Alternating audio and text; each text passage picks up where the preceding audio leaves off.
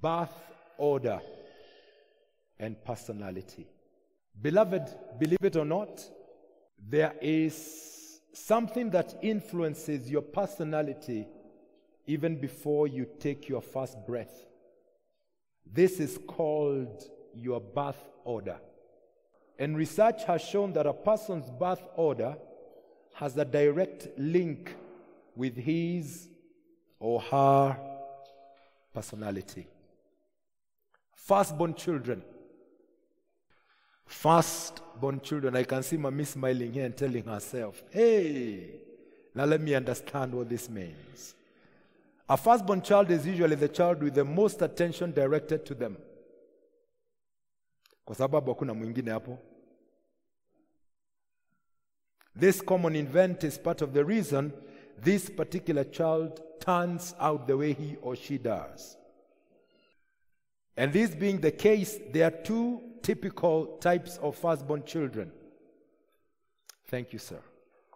Oh, this was also meant for me. Oh, kitambo, eh? Okay, thank you.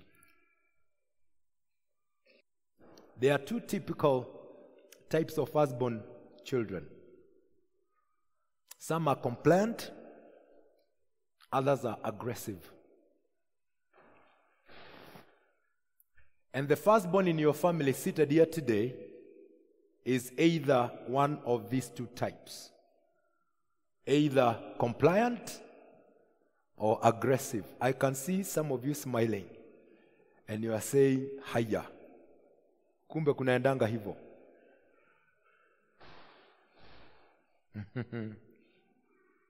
So if you're the firstborn, are you the aggressive one or are you the compliant one? When a child has compliant traits as a firstborn, these are some of the characteristics that are evident. They are people pleasers. Crave for approval. They want to be nurtured. Caregivers, they are reliable. Conscientious. Okay, that one. Compliant firstborn children are cooperative. They are team players. And they grin and bear it mentally.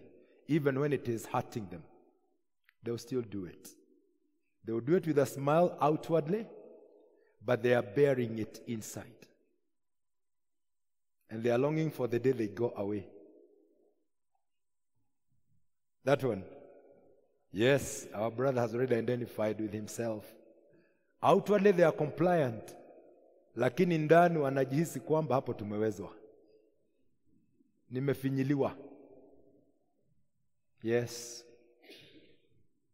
How about the other trait? Aggressive. The aggressive firstborns, they are movers and shakers. They are natural leaders. They are perfectionists. Yes, somebody said yes. They are driven. You don't have to drive them.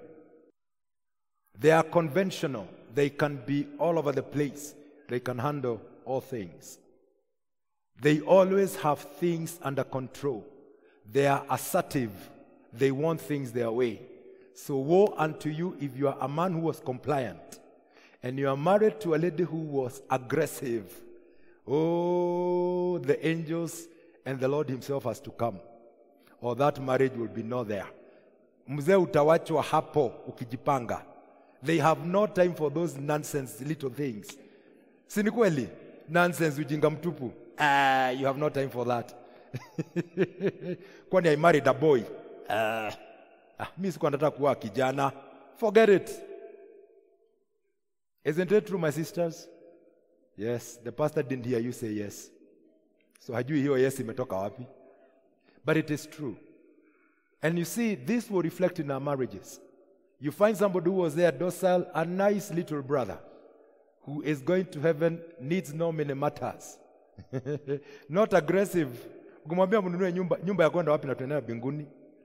Mwambia shamba ya nini? My friend, this is not our world.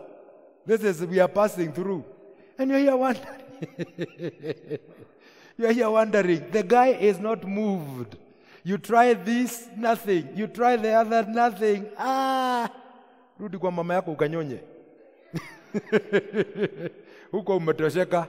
And the marriage is in trouble because it is a mismatch. One firstborn was very compliant. The other one was a go-getter. Hey! Wewe ulifika form 4 uko sawa, matatu moja. This one is on a master's working on a PhD. And you are wondering, what's the big issue about this? After all, we shall all die and leave these things here. Somebody is wondering, my friend, kwani kichwa yako ni kama chameleon? Yaani unafikirianga tu mpaka hapa kwa mapua. Compliant and aggressive traits. Okay. You even see it in the business. Yeah. What are the common traits? These two types of firstborns, compliant and aggressive, may seem very different, but they do share quite a few characteristics. Both are energetic. After all, they are firstborns. They are pushed. They are logical. They reason. They are very ambitious. Goals have been set. Most of them are enterprising. And most of them are scholarly. Common traits between the aggressive and the compliant firstborn. What are their strengths versus their weaknesses?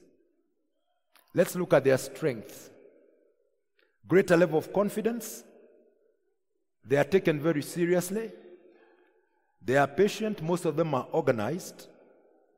Strong powers of concentration.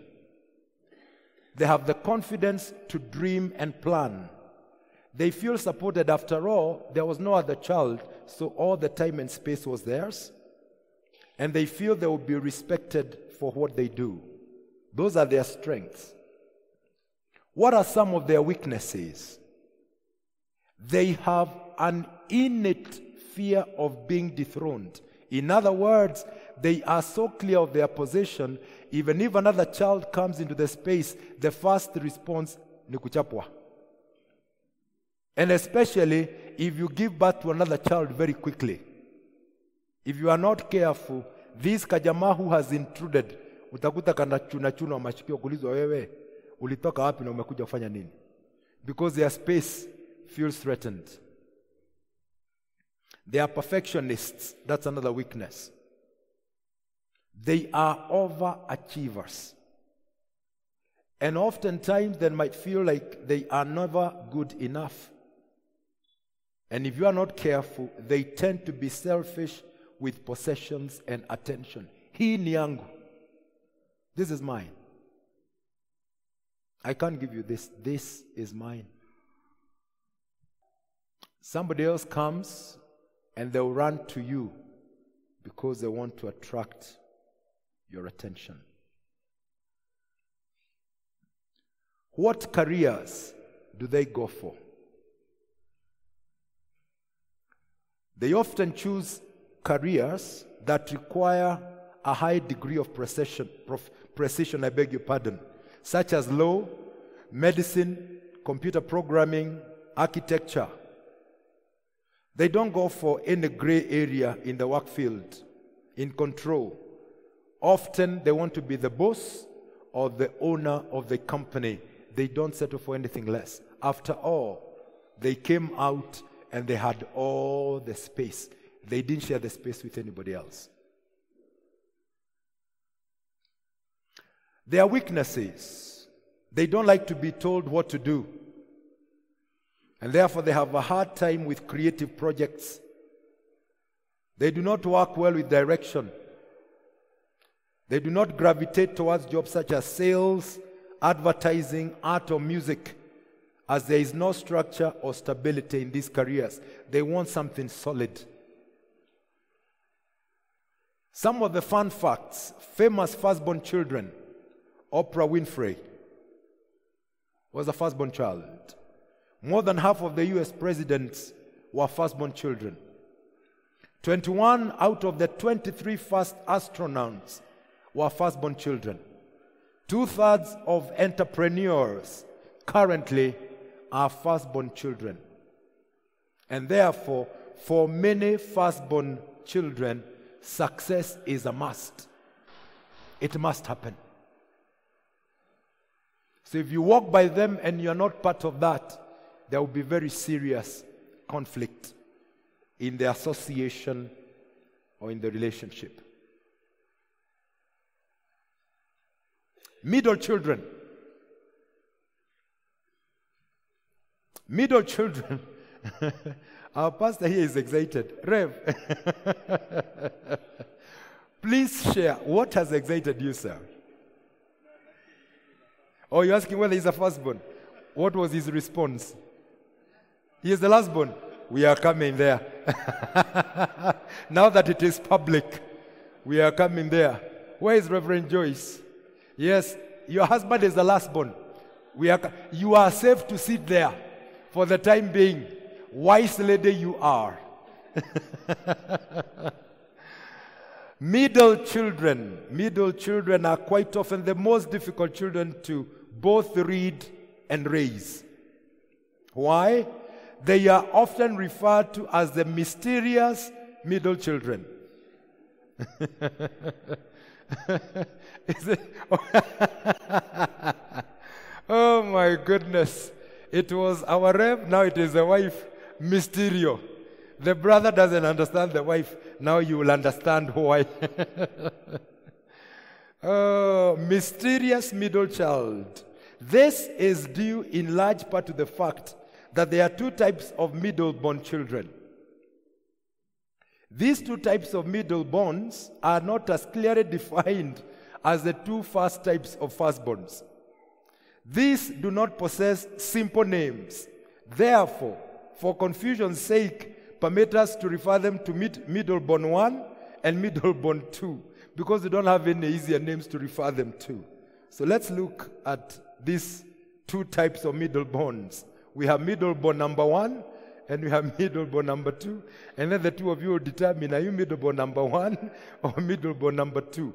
Middle-born number 1, what kind of a person are they? They are loner, they are quite shy, they are impatient, they are uptight. That is our son Daniel 100%. Because you see, we had our daughter Sheila. So he knows he is the second-born.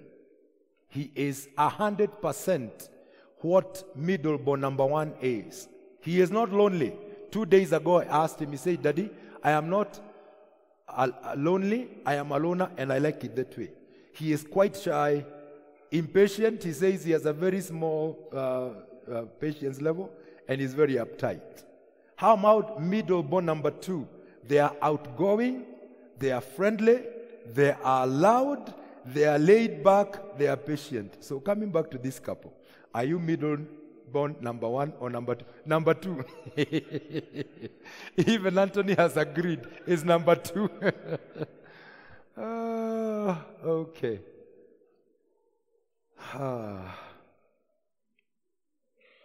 What are their common traits? They are flexible. They are diplomatic. They are rebellious. They are attention-seeking. They are competitive. They are peacemakers. Now the sister has gone to sleep. Which one has caught you? Rebellious. Oh. Those are their common traits. What are their strengths versus their weaknesses? On their strength, they are peacemakers. They are mediators. They are able to keep secrets. Hata sukari ikikulwa, hawatasema ni wewe ulikula. They are not spoiled. They take risks, like you took a risk getting married to that man. They are very realistic. They get along well with others. They read people well. They are independent. They are loyal to supporters, competitive, and imaginative.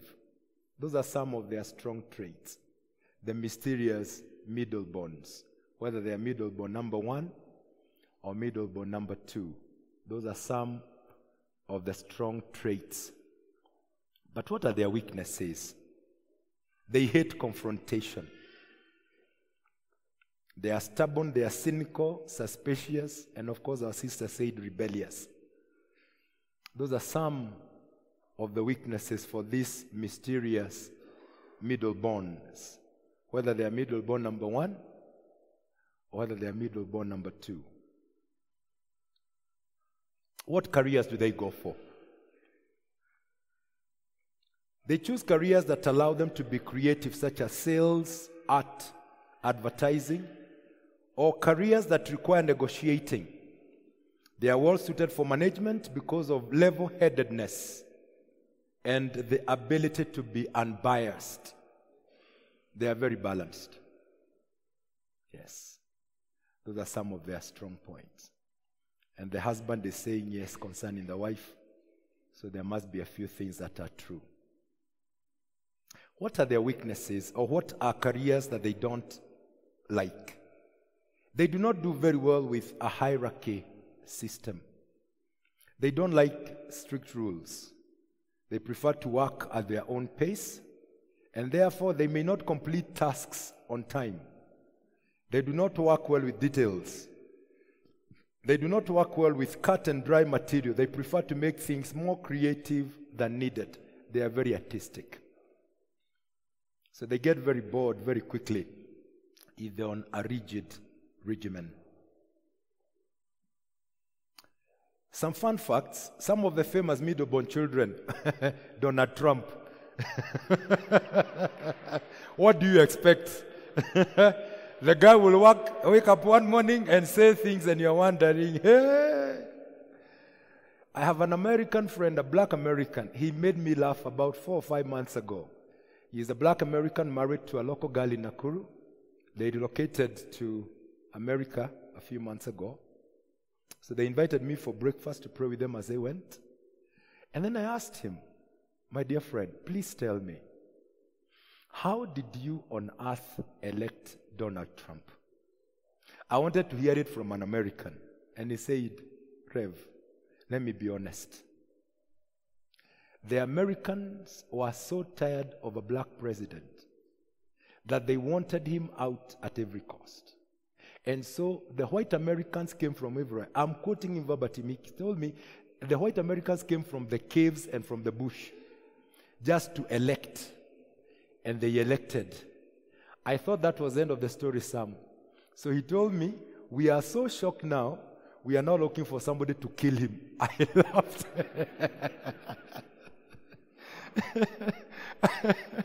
I looked at him and asked him, what have you said here? We are so tired of the guy. We are not looking for somebody to kill him. I said, okay, go to America and go in peace.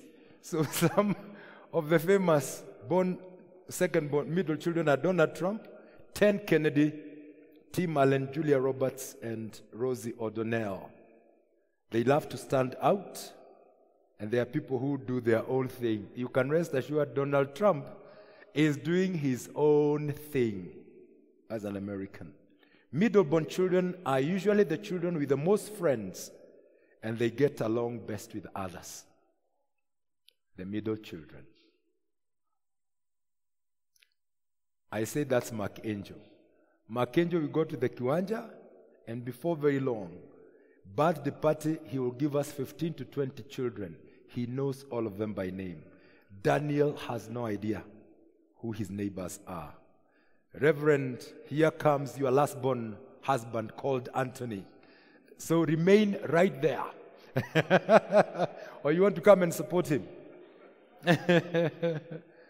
Last-born children tend to be the easiest to define when it comes to the correlation between birth order and personality. And this is mostly due to the fact that there is only one main type of the last-born. They are not two, like the firstborns. They are not confusing, like the two middle ones.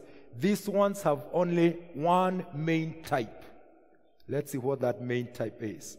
What are the last-born traits? Okay, Rev, here we go. They are risk-takers. They are idealists. They have a good sense of humor. They are hardworking. Oh, did I wish to say this? They are immature.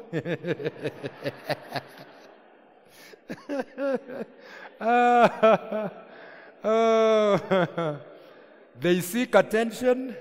They are secretive and they are very sensitive. Oh, Reverend, now that the cat is out of the bag, out of 10, 9. Out of 10, 9. We will not ask which ones. Tutajijazia.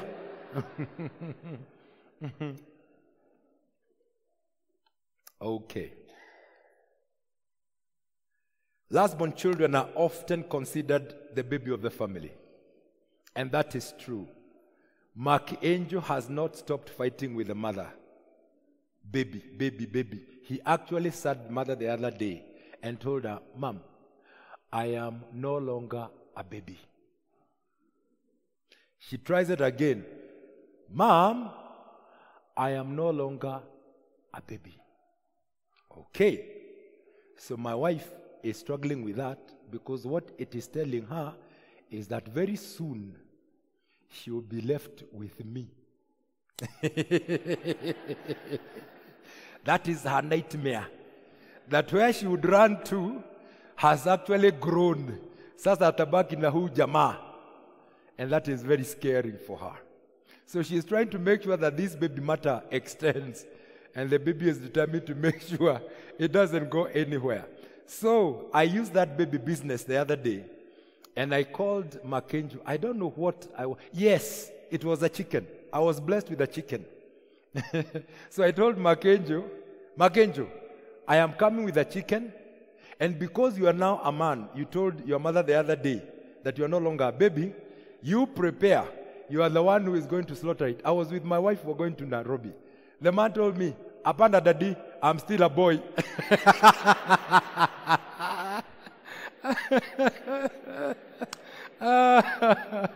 But I told him, my friend, see, you told your mom, you are no longer a baby. Told me, no, Dad, when it comes to slaughtering chicken, I'm still a boy.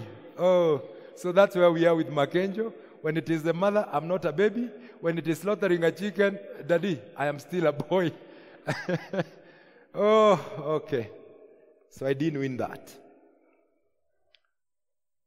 Oftentimes they are considered the baby of the family, and they actually at times live up to this role. Many times you'll find that children who have stayed a little longer in their homes, 27, 28, 30, last born, amekataa kwenda ama mama amekataa kuachilia. At times, it is difficult for the last-born child to find his or her place in the family, as the first and the middle child had already left huge footprints. So they try to fit into these huge prints, and they become very difficult. And so they carve their own niche into the family. They can't fit on the steps of the firstborn. They struggle on the steps of the middle ones. And so oftentimes lastborns carve out their own niche into the family. What are their strengths and what are their weaknesses? Strengths, they are outgoing, they are sociable, they are affectionate, they are caring, they are creative, they are empathetic and confident. It is so true. Mark Angel would rise up very early, like we did when we were coming on Saturday. We were to leave at 6. It's a Saturday. He had no business being up that early. And he will wake up. On our way out, he said, Mom, Dad, travel well. Daniel is asleep. It doesn't matter. We'll arrive, and he will actually call and ask, did you arrive safely? I'll leave him in school on a Wednesday because I leave him early and then drive to Nakuru, and he will always say, drive safely. Very empathetic, very caring, very conscious, and very, very affectionate, and very confident. The other day I asked him, Makena, what should we pray for as you work towards your final year exam in primary school? Confidently he told me, Daddy, utaisikia kwa maombi as I pray. End of the story. Na nikaachwa hapo. Daddy, you hear it as I pray. So when he was praying, I'm listening. What I was told to listen to. He confidently told me, "Wewe sikiza maombi utasikia." Very confident. And he's the last born. What are some of the weaknesses? They are spoiled. Reverend, you are counting.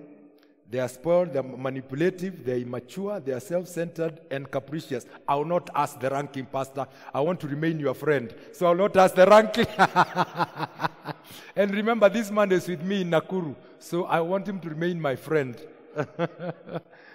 Yes. Lastborns can be spoiled. They can be very manipulative. And all those other things that are suggested concerning lastborns. What careers do they go for? Invention corporations, careers in sales. They work well because of their ability to sell things, including themselves. They work well alone. After all, they were the last guys, so they created a niche in being alone. They want to be the boss and just their own things, and they do their own things. They want to do their own things and do it at their own pace. Those are some of the career leanings that they go for. They don't like to be tied down to commitment. They cannot be perceived as cutthroat. So if you're looking for very serious cutthroat business fellows, these guys will not try too hard at times.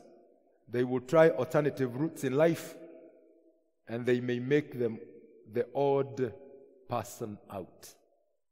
If it gets too tough, they would rather surrender and say, "Forget it.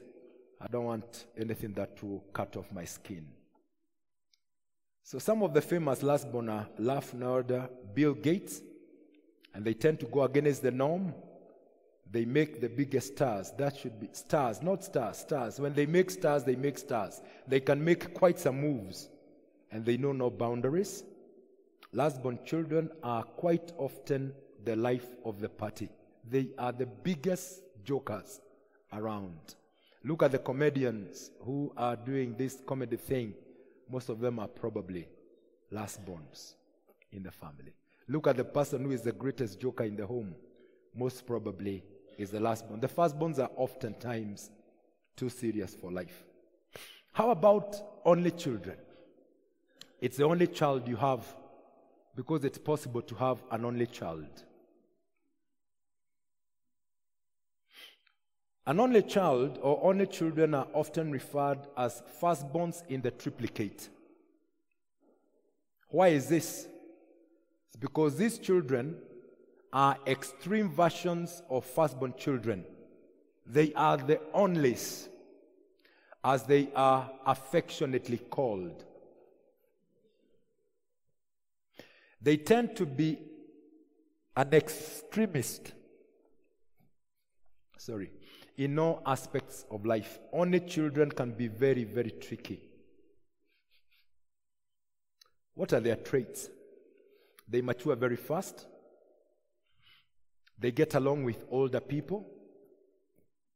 They exhibit great responsibility. They can exhibit self-centeredness. They are perfectionists. They seek attention. They can use adult language very easily. Remember, they are the only children. And they prefer adult company. And they have difficulty sharing. There is conversation there. Yes, my sister. Okay, Is it directed to you? It's directed to you. Yes, dear. It fits that bill. Only child. She says 100% spot on. Only child. They can't handle children. Wana utoto mingi sana. Only children are a special type of a birth order.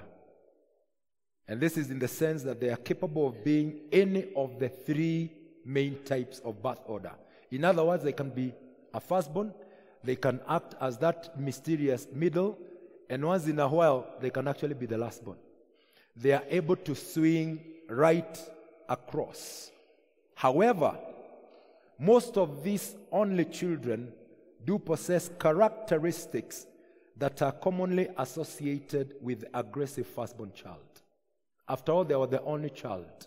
So they have a very great drive, like the firstborn, not the compliant one, but the aggressive one. So chances are that our sister seated here is a go-getter. She's not probably a laid-back kind of a person. You might realize that she puts to do something and she makes sure that it is done. What are their strengths versus their weaknesses? We are looking at the only child. They trust their own opinion. They are prompt. They are ambitious. They are enterprising, energetic. They set goals. They are good problem solvers, and they are ambitious. Out of 10, where do you rank yourself? Hassan? 9 out of 10. That's a very high score. Only child. Let's look at the weaknesses. Self-centered, fearful of trying new things. If you are not careful, they criticize themselves and do criticize others. They might worry too much. They feel they are always right, inflexible, too busy to see the big picture. You're not sure where to rank him. Who has or is the only child? So that we try and rank. You're there. Yes, ma'am. 90%. The 90%, no wonder you'll miss the 10% in the weakness, because 90% is quite some ground that has been covered. Yeah. Thank you. Yes, they can be very opinionated. That you must struggle with, because as a parent, they might seem like what ni mjuaji sana. Very strongly opinionated if you are not careful. And secondly, because they grew up with you, if you are not very careful, the line might be very thin when it comes to respect. It might be very thin. Because after all, they grew up with you. And so if you are not careful, wanaweza kukufanya usikie ni kama wewe sasa, what are you trying to say? And ni kama haujui. Exactly. So you might find the line very gray in terms of being opinionated. Well, some of the famous only children include Nancy Reagan, the daughter of Clinton, who was Chelsea Clinton. And then we come to twins, Reverend twins and brother Antonio. Let's have a look at twins. Twins.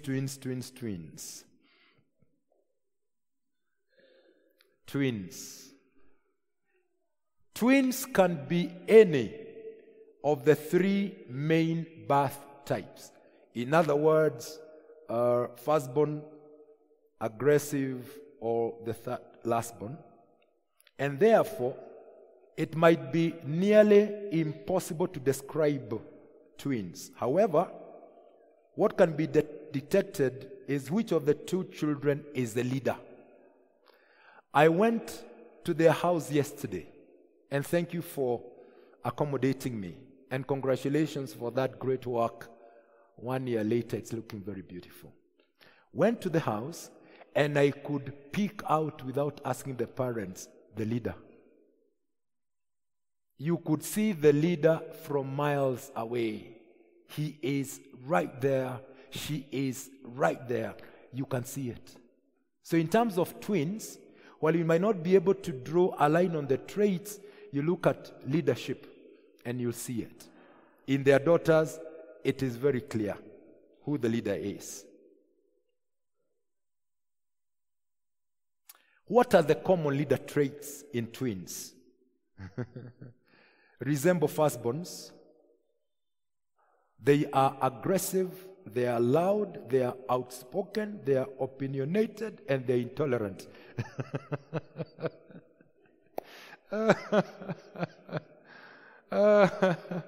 Brother Anthony, that's what is his cooking. That's what is in the kitchen. Oh. So these are the common leader traits in the one who is the leader. Of course, they resemble firstborns. And when you say the firstborns, aggressive, loud, outspoken, opinionated, intolerant. That's the first one in the common leader traits. How about the common follower trait? The common follower trait resembles the shy middle child. And true enough, in the family of our senior pastor, the child I was holding was totally different from the one who was all over the place. A bit shy, a bit withdrawn. You have to coax her a bit, but the other one has cleared the carpet already. So this one is shy, if you are not careful, a loner, a bit quiet, easily blend into the background, and is not defiant. Not defiant. The first one, uji, hakunywi, kuja, then this, na ukikaangalia kako kule kwa sakafu.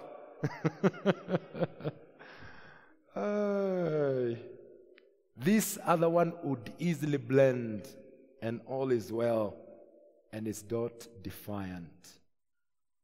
What are the advantages versus the disadvantages? We are looking at twins. On the side of the advantages, they have a constant companion, someone who understands you.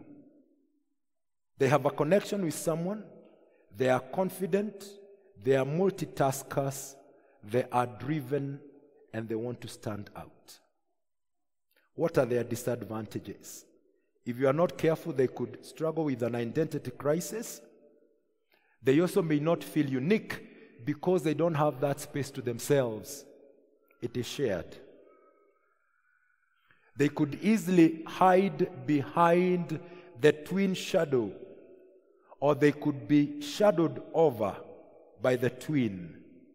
They don't have a lot of privacy, and they feel invaded because there is always somebody else competing for that space. And so those are some of the disadvantages of twins. Which careers might they oscillate to? Twice the connections, twice the references, someone to bounce ideas off. There are two minds instead of one. They often choose careers different from their twin. They want to be absolutely different. They want to be individual. They feel they need to stand out, and therefore they go above and beyond. It is more of where they will be totally alone as opposed to a particular career choice. What is the weakness in this, the choice? They may be lost without the twin. They may not take well to being alone. If the leader of the two, he or she may try to overshadow the others as he or she did with their twin. And if in the twin relationship, this is the follower of the two, he or she may look for another person to be their mother hen. So they don't want to lose their authority, and so they may look for another person so that they can't be the mother hen. That's a weakness, and of course, the career choices are not too clear. We have some of the famous twins. These are American names. I don't think we know them here, but we have the famous twins of our Reverend, our senior pastor. Many times, twins have identity issues, and they may share their face or DNA or both, again looking to identical twins. Twins are often viewed as a set instead of as individuals. That is also part of the challenge. When we give birth to twins, we have not given to individuals. We have gone home with a set of twins. And so we always look at them together, making it very difficult for them to isolate for independence and individuality. If you don't fit in your birth order mold, there may be many variables that can cause the birth order process not to work on some. And this is perfectly normal. Just in case, which is very doubtful, that you don't fit in any birth order process. And so take a look at the variables below and begin to understand why exactly you might not fit in a particular birth order. So if perchance you have not fit in any birth order, we look at the following. Your parents, what was their marital status? What was the parenting style? What kind of a critical eye of the parent did you encounter? What was your parents' birth order? How strict was or is your parent?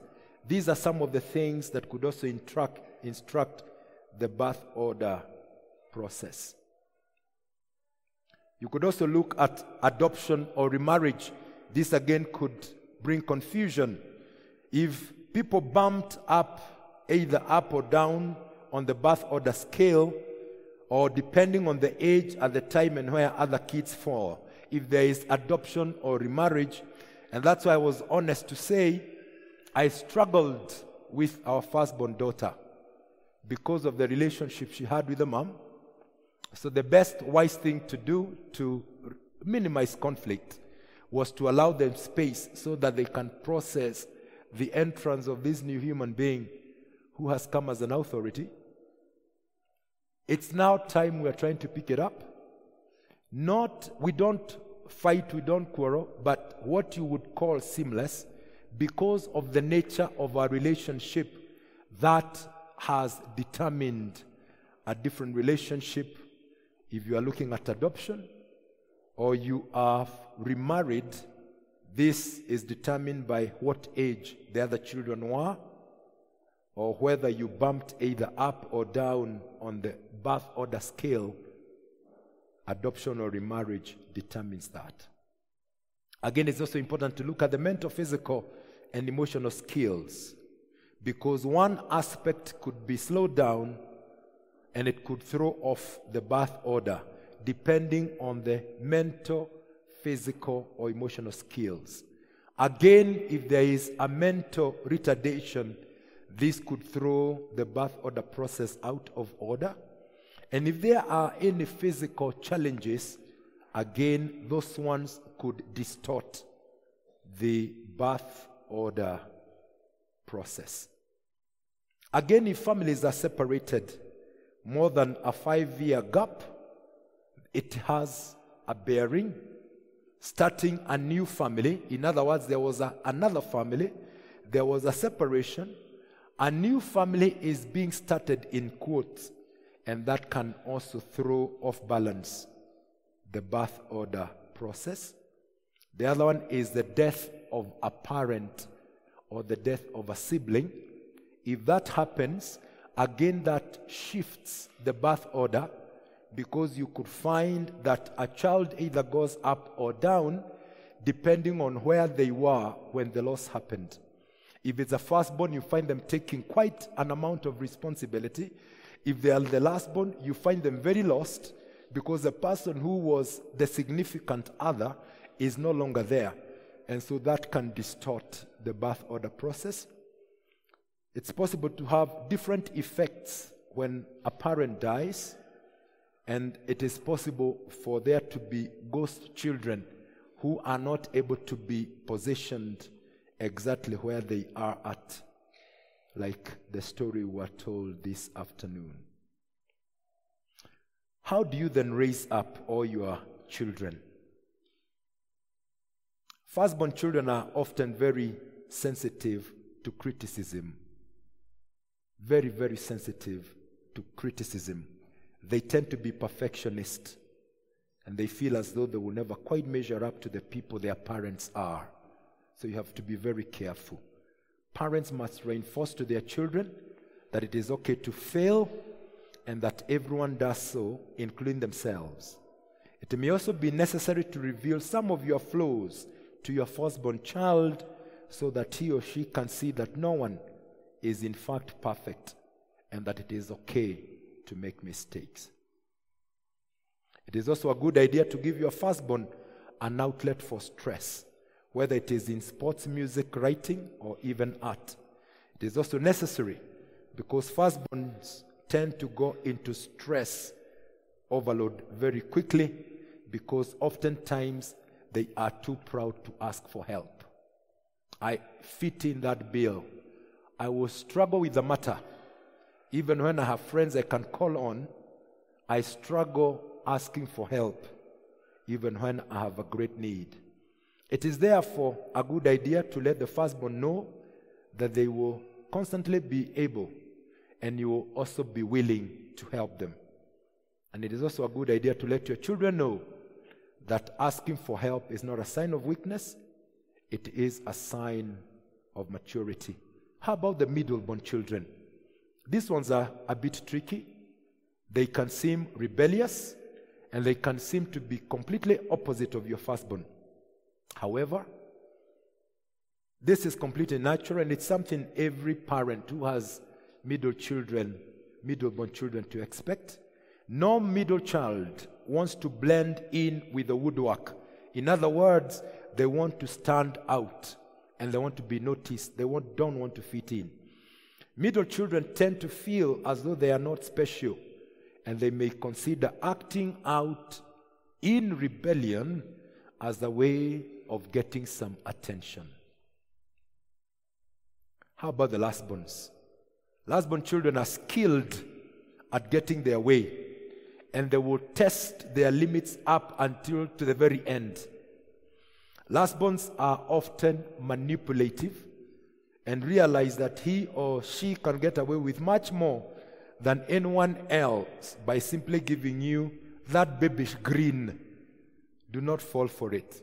My wife falls for Makenjo's tricks every time. Every time she complains about Makenjo. You must not give in to your lastborn child just because it is easy. You must stick to your guns. And if the child wants something you wouldn't let someone else have, then don't let them have it.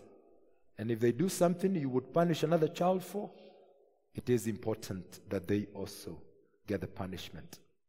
If you do not maintain the same consistency with your lastborn as you did with your other children, there will be resentment that could easily follow. The lastborn child is also an attention seeker. He will do just about anything for the laugh of it. Do not let them get away with too much, however, and be certain that he or she knows that there is a time for play, and they also know that there is a time to be serious. And we conclude this by saying, before we come to the only child, it's also a good idea to show your lastborn children, different children from different birth orders, so that you can get them acquainted with children their own age who are different than they are, and who are not treated like princes and prince, everyone they claim to be. So show them other children so that they don't become too spoiled. What do you do with only children? Only children are very complex, and they could present somewhat a challenge, and it is difficult to say no to your baby. It is very difficult. This is my only child. However, saying no is imperative in having a well-rounded child. Only children tend to be spoiled and believe the world revolves around them. Therefore, the recommendation is at the earliest stage, possibly put an only child in a play group so that he can see how the other children behave. It can only be for an hour or day, but it needs to happen to get this only child, familiar with other children, and to realize the concepts of sharing, because remember, only child will not share, so that they also realize that everything does not revolve around them. We said only children are very sensitive to criticism, and therefore, if you must criticize, do it in a constructive way. If a child feels as though they have to be perfect to obtain their love and respect, it is more likely that they will be stressed and they will be anxious. Let your only child know that they are loved no matter what, and that you want the very best for them. How about the twins whom we are celebrating as a church? Rarely are parents blessed with twins. However, if you are one of those very few blessed ones, embrace it. Twins are a special birth order type and basically make up their own rules. There is no guideline on any of the birth order types, but twins especially are out of this league. It is very important that you let each one of your children be unique. It is also recommended dressing the children alike. I actually asked Anthony whether they dress their children alike. So it is not recommended that you dress the children alike, even when they are younger, as it sets both of you and other people up for constantly referring to them as twins. Allow them the space to be different to them and to the others, so they don't have to be dressed exactly. If you have twins, you must also realize that yes, while they are twins, this is only one aspect of who they are. There are many other aspects about them. Let them develop into their own, to respect and to love them because they are different, and do not punish them for it. They don't have to act up the same, even when they are identical twins. It would also be a good idea that once they express interest in a specific area, let them explore it more on their own. Remember, they are torn in between being one and being independent. This will help the twins because their twin will not be by their side in all situations. And therefore, it is necessary to let them make new friends and to grow on their own. That's the end about the birth type personality. Again, if you have a question that you want clarified, we'll do it. We'll go through adolescence very quickly. If there are any questions that are not answered by what we have presented, we'll answer, and then we will entrust each other to the good grace of the Lord until that other time when He permits us to meet again for fellowship and for ministry. So note any question so that we may then try and answer them. Adolescents are not many slides. We'll finish them quickly. Adolescence is an amazing stage of life. Let's give a few minutes for our friends to join us. They paid the price to wait, so permit us to extend a minute of grace so that we may conclude together. Adolescence. What is adolescence? Adolescence is the summer season. Adolescence, it is hot. It is actually very hot. In adolescence, girls are now young women overnight. And the little boys you brought up are now taller than you. Adolescents, they want boyfriends and they want girlfriends. Shock on you, mommy. The little baby you brought up comes and tells you, I have a friend I want to bring home. The girl you brought up has all become so rounded. The chest is evident. The back is well shaped. The legs are fine. The height is just it. And she's attracting too much attention. Kale katoto uliza.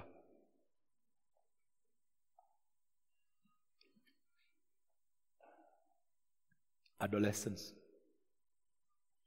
That's adolescence. The girl has actually taken your lipstick. And she's there. The skirt is in a level to make sure that the knees are evident and there is a bit of some thighs. And the chest indicates that matters are different. And that's the Jama. My goodness. There he is. Shoulders out. Feeling extremely hot. Correct height.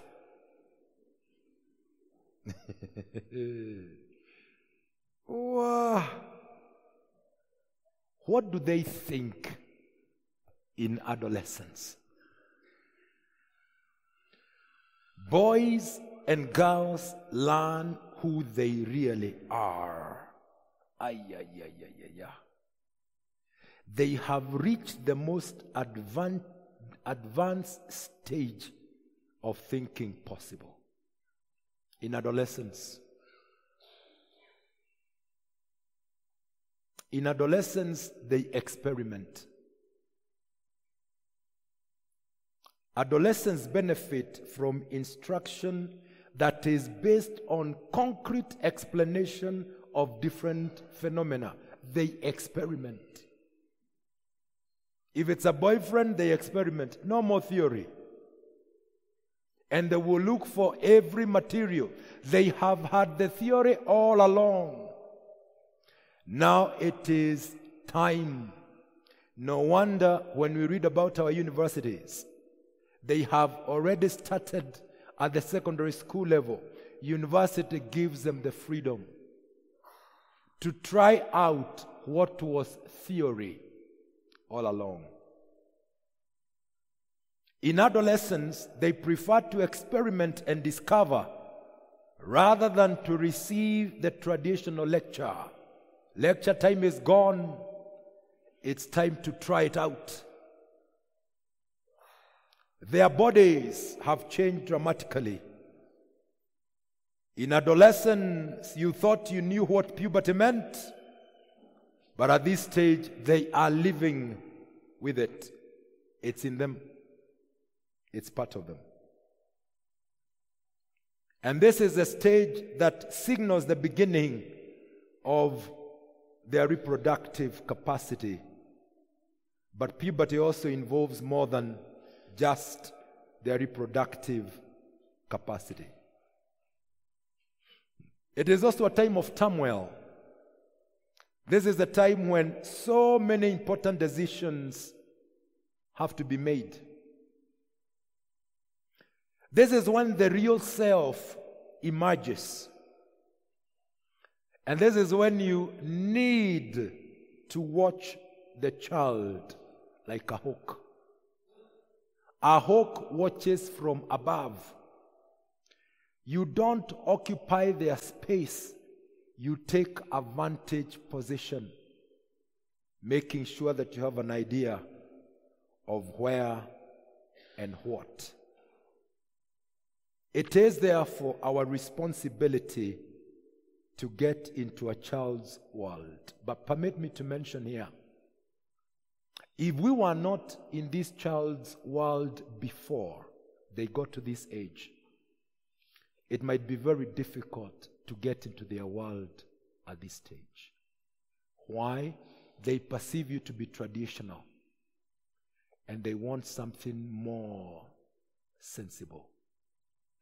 That's why being present in our lives and in their lives, I beg your pardon, is important to start then, so that you have a working relationship with them. If you try to intrude at this stage, it will provoke rebellion. If you are not careful, they will ask you, where were you all this time?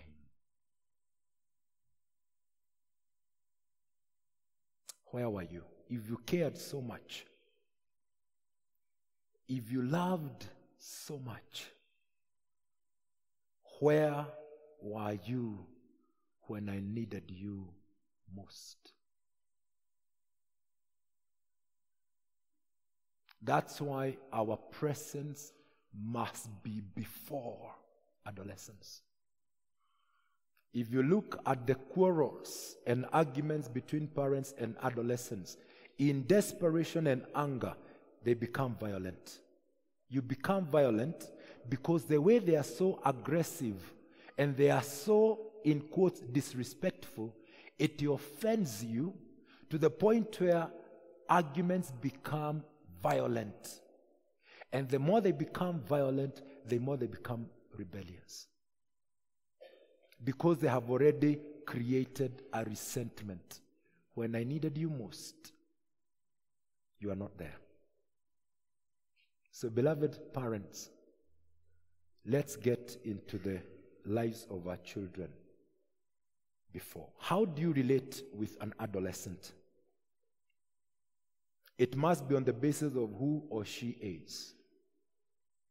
In other words, you must have an idea of who they are. You relate with him or her on the basis of who he or she is becoming. In other words, be at pace with them or be slightly ahead of them, because you have to make too much sense to attract their attention. You don't relate with them on the basis of who we think he or she is. You have to be very factual. One of the things adolescents accuse their parents of is that my mom doesn't know me. My mom does not understand me. My dad does not understand me. My dad does not know me. So you do not relate with them on the basis of who you think your adolescent child is, because that will cause a lot of conflict.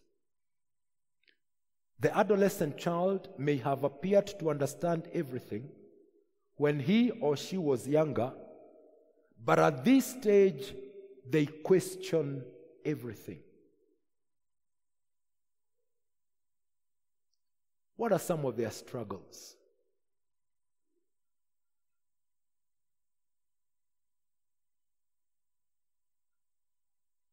They find it difficult to hold back or control their emotions.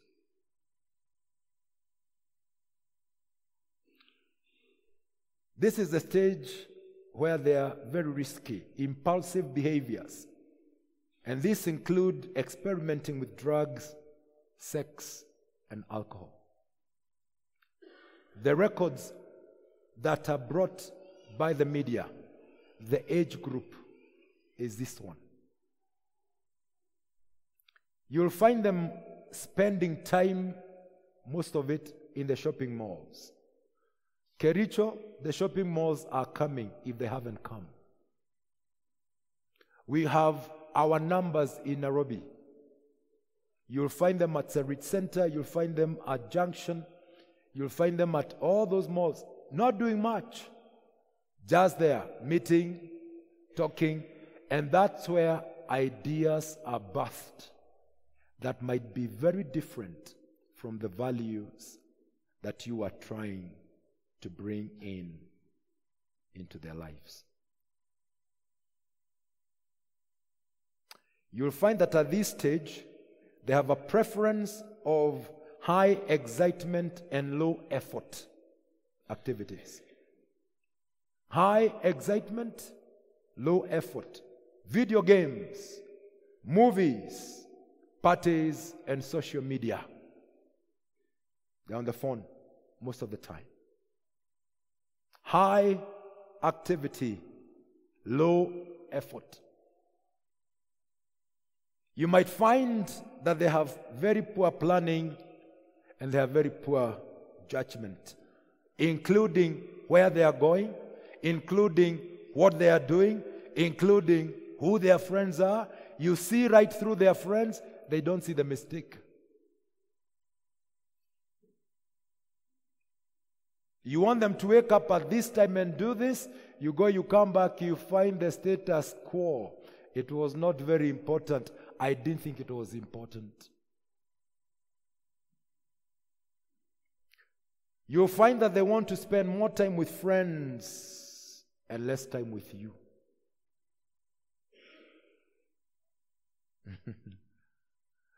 How we were brought up, it was good. Tulikuwa na mbuzi na kila mtu alikuwa na ng'ombe yake. My friend, hiyo mbuzi isipokula, utalala kwa hiyo geshego. But these days we are not taking them there. They are with us here in town. So those duties ya kwenda kulima line mzima ya mahindi, kupalilia kahawa, we are not doing it. They are here with us. So they will spend more time with their friends and less time with you. Their growth is in abstract thought. Abstract, you want to pick up a thought, an idea that can add up. Oh, they will give you ideas that are amazing and strange, absolutely abstract, unrealistic. They tend to be self-absorbed. While it is possible that they understand the long-term effects of their decisions, teenagers tend to use these skills inconsistently. As a result, you find that sometimes they do things without thinking first. They frequently question and challenge parental and school rules. They're the persons who ban our schools. And they don't really give too much thought. They challenge your rules and standards. Why must I come back at 6? Kwa nini lazima nirudi 6 o'clock? Why must I do this? Mom,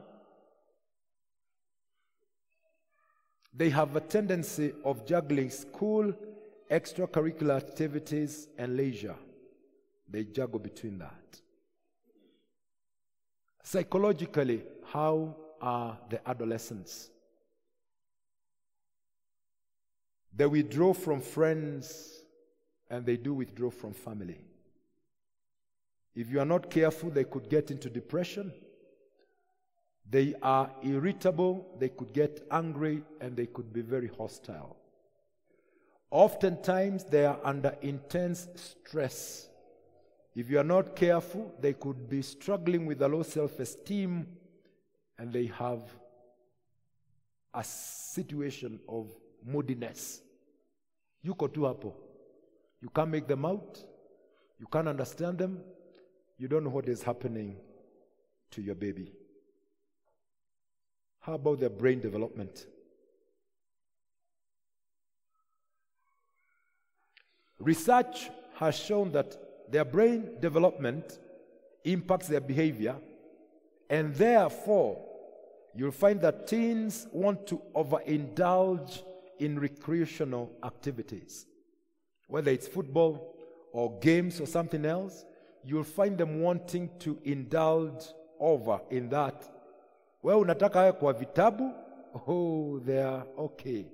Indulging in every other activity than the activity that you think will make a difference in their lives. They react and make decisions on the basis of emotions, and in so doing, they can easily frustrate the parents and the teachers. Again, they prefer high excitement, low effort activities. They could spend a whole day watching TV. They could be on social media throughout, and they could be playing video games the entire day. And if you are not careful, they could make irrational decisions that will impact their academic performance, affect their attitude, affect their self-esteem, and affect their character.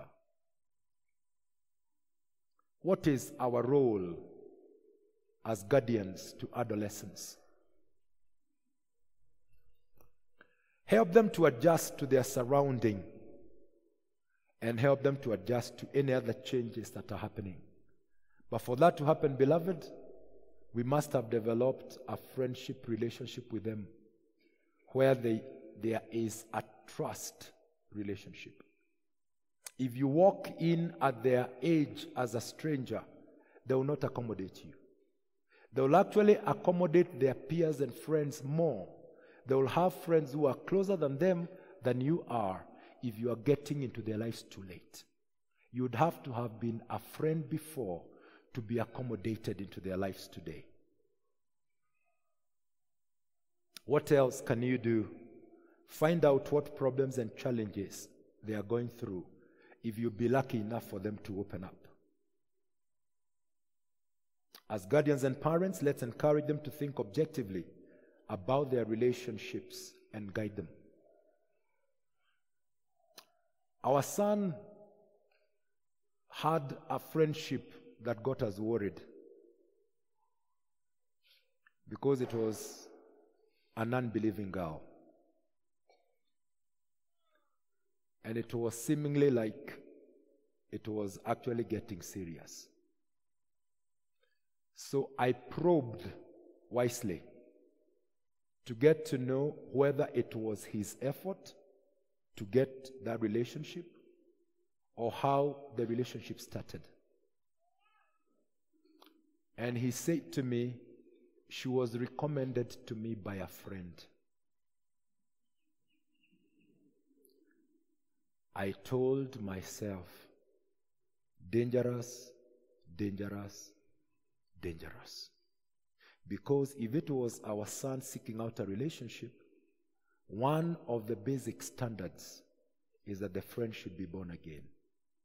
And because it was recommended, I prayed fervently, my Father, remove that girl from our life and remove her from our lives forever, until our son is able to determine on the basis of the values we have taught him, so that he can make judgment on the basis of that information.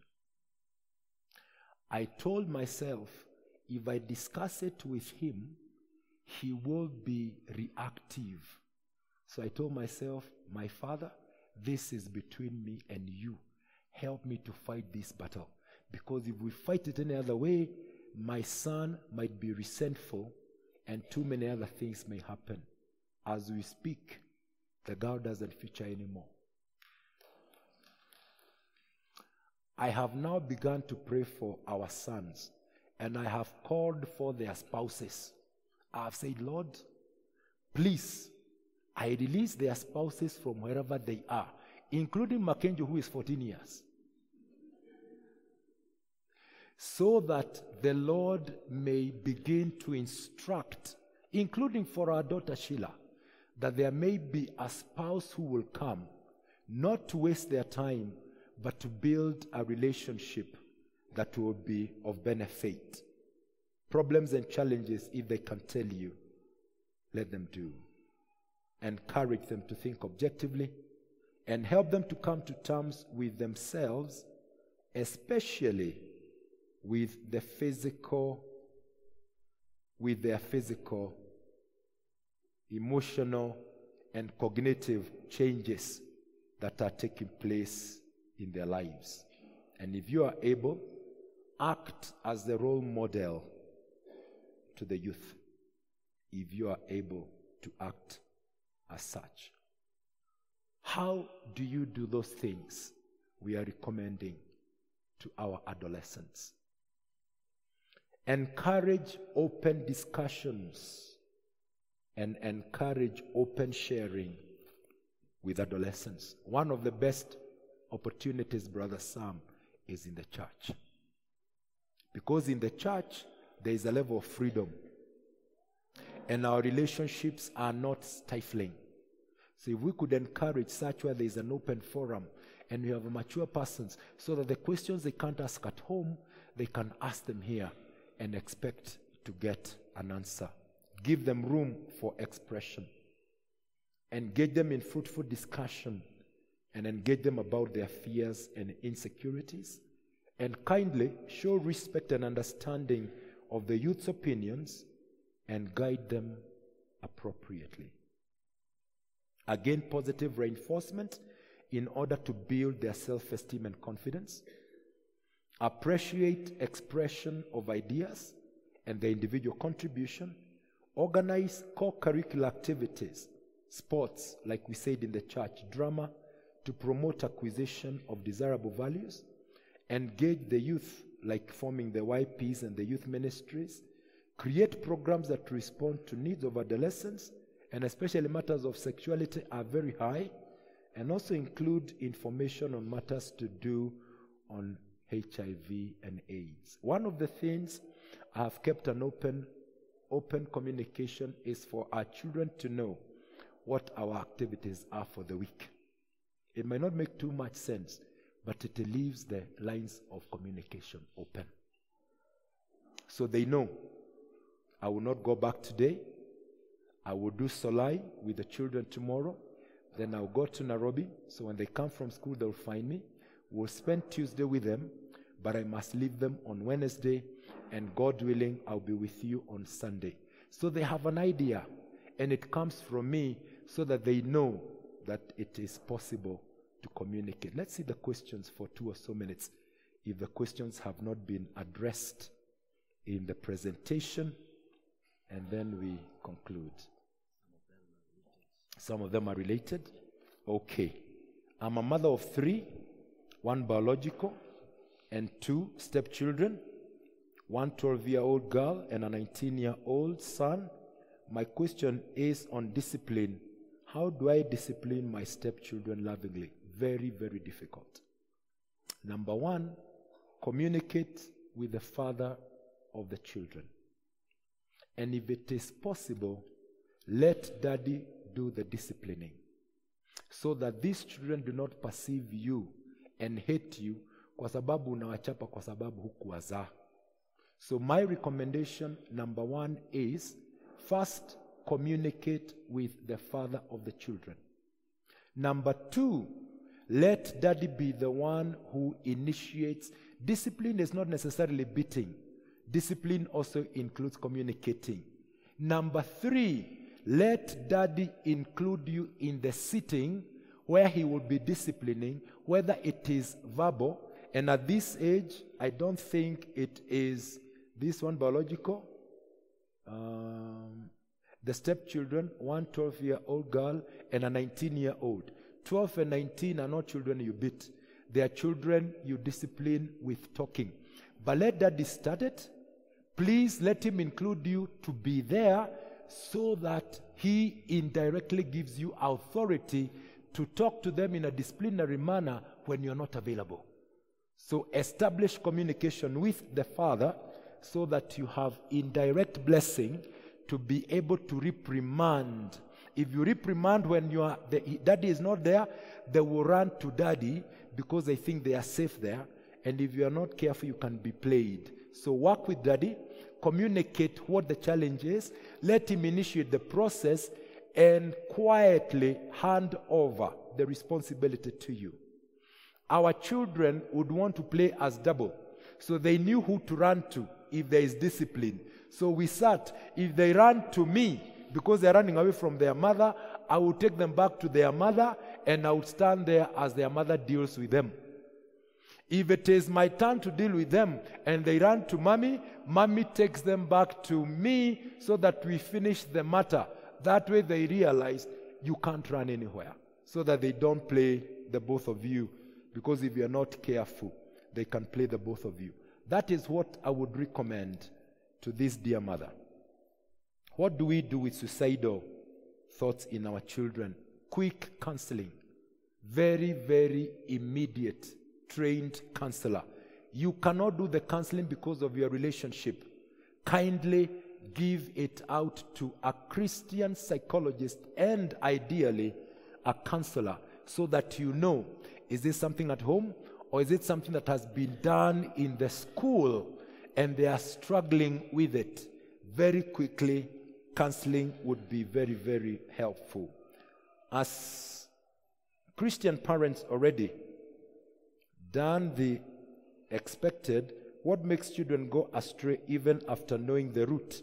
And the third question is, if our children are in a relationship and before legalized they agree and have children, what steps do you take as a parent? What about the children born? How do you handle them? Let's first deal with what makes children go astray. Going back to the book of Proverbs, the Bible just tells us, train the children in the way they should go. And when they are grown up, they shall not depart. The best you can do at this stage, you are not the best person to talk to them because I've already rejected you. Thank you, dear. Pray. And beyond praying, see whether there is somebody who can talk to them. And pray more. And also ask yourself, is it me or is it just influence? But pray and pray that God, who says, having trained your child in the ways of the Lord, I'll make sure that when they grow up, they'll not depart from this way. Trust that God will bring that child back without too much injury and without harm. And if you can reach out, please reach out. The prodigal son is a very clear biblical example. The moment that boy went out, the father was the first one to notice. In other words, for the period of time the child was away, the father was watching. No wonder he was the first to notice the son come back. We watch in prayer. We watch by sending a friend or two. And we watch more in prayer. And trust that when their sense come back to their minds, which they will remember where they are. They will remember where they came back. They will retract. And they will come like the prodigal son and they will say, Daddy, I am not coming back as a son. I come in the humility of asking for your forgiveness. Please forgive me and please accept me. If your children have gone into a relationship before legalizations, there are children and all that, help the children from where they are. They did not go the ideal route, but because they are still your children, offer support and encouragement from where they are.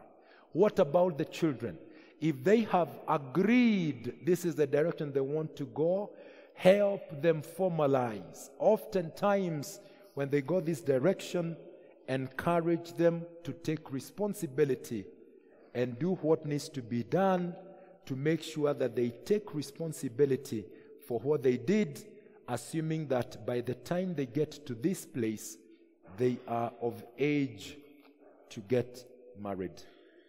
How do you effectively parent your relatives' children, especially teens, in the long absence of their parents without being branded as too strict? Notice, children find it difficult to take instructions from someone else except their. This is a very sad situation. Parents are not dead. They are alive, but they are not present. It's only in death that God says, I am a father to the fatherless and a husband to the widow. Without death, he doesn't give that grace. So it is very true. The author of this note is in a very serious difficulty because it is very difficult for you to be able to parent relatives' children when these parents are absent. I honestly don't know what to tell you. Rev, what do you tell this? You will come and tell us as we conclude. Parenting never ends. What do I do with my daughters-in-law who seem not to agree with each other? One called me crying, saying that Mary, not her real name, does not respect me. After church, I went to greet her with her friends, but she greeted me casually and asked me, Sema ulikuwa ukitaka? Hey, okay. So I walked away. I thought as family, she would even talk to me, even ask about home. My sons are okay. They get along very well. How do I deal with it without seeming to take sides? I told her to ignore it and to treat just like anybody else. I asked the other one, she might think we talk about her. Okay. Number one, please allow for there to be space. Space between your daughters and your sons if they are married. The Bible is very clear. A man shall leave his father and mother. My first recommendation, allow for space. I will let Rev deal with that one. But this one, number one, don't seem to be intruding too much. Allow them space to find themselves so that they can form their own structure and foundation without looking over their shoulder. Allow them not to build like you built. Let them make their own mistakes. Let them start from where they are starting. Do not reprimand. Do not give them standards. You know the way we speak in a manner to speak and we are not speaking. Allow them space so that they can find themselves and find their bearing, and then they will start growing up. So the possibility here is allow them space. We are talking of a daughter-in-law. Let them go there. Let your son be away. He doesn't have to consult how. Don't even want to know how they are doing. Kama wamelala njaa, wacha walale njaa. That is part of the growth process. Don't keep on calling muko aje. There might be too much of you in this, and it is causing a lot of trouble. My recommendation is let them live in order to cleave so that they can be one flesh. Rev, answer that one as you bring us to a conclusion. And thank you, beloved, for allowing us the opportunity to be part with you.